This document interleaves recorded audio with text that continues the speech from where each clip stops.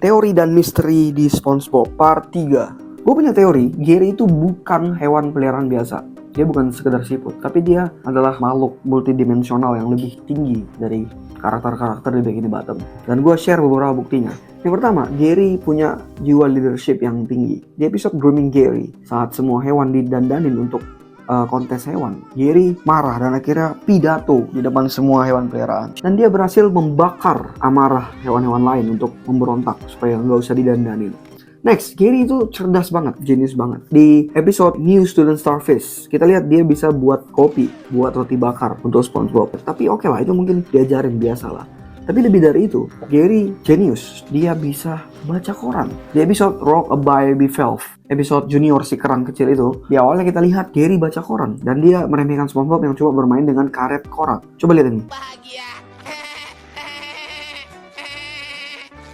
Nah, dia kayak, aduh, tolol banget sih lu gitu. Dia rolling eye. Dia muter bola matanya. Yang ketiga, Gary selain cerdas, jenius, ternyata Gary juga bisa bicara. Bukan di episode Chatterbox Gary yang dia dikasih alat penerjemah, bukan.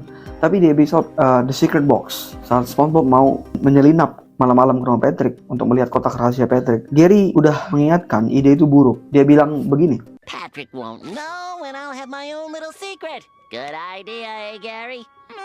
No. Nah, dia bilang no. Dia sebenarnya bisa bicara, tapi dia sembunyikan selama ini. Dan ini menunjukkan Gary itu bukan hewan biasa. Lu nggak akan temukan hewan peliharaan lain di Bikini Bottom yang bisa kayak Gary. Lu bisa lihat cacing peliharaan Tuan Crab, siput peliharaan Squidward, apalagi siput peliharaan Patrick, si Rocky, dan yang lain. Gak ada yang sejenius Gary. Ini kode bahwa dia bukan siput biasa. Nah, terus yang keempat, di episode Sleepy Time, waktu SpongeBob berkelana ke mimpi-mimpi orang, dia masuk ke mimpi Gary. Dan kita lihat Gary di sini jenius banget. Dia bisa bicara, dia punya perpustakaan yang gede banget, dan dia tahu semua isi bukunya itu. Dan dia pakai jubah yang megah banget. Nah, tapi nggak sampai di situ. Lu coba lihat jubahnya.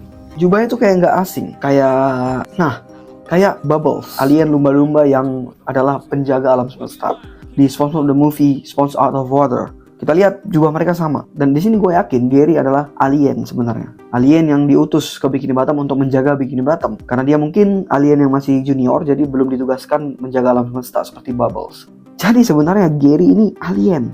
Dan gimana kalau ternyata mimpi Gary itu bukan mimpi, tapi media atau cara untuk dia berkomunikasi dengan bangsanya, yaitu bangsa alien. Yang sama dengan bangsa si Bubbles tadi. Jadi setiap tidur, yang lain tidur, Gary itu berkomunikasi, bukan bermimpi. Makanya dia menunjukkan wujud aslinya di dalam mimpi itu. Jadi itu teori gue tentang Gary. Dia ini bukan peliharaan biasa, bukan hewan biasa. Dia ini alien, penjaga alam semesta. Gimana pendapat kalian? Share di kolom komentar.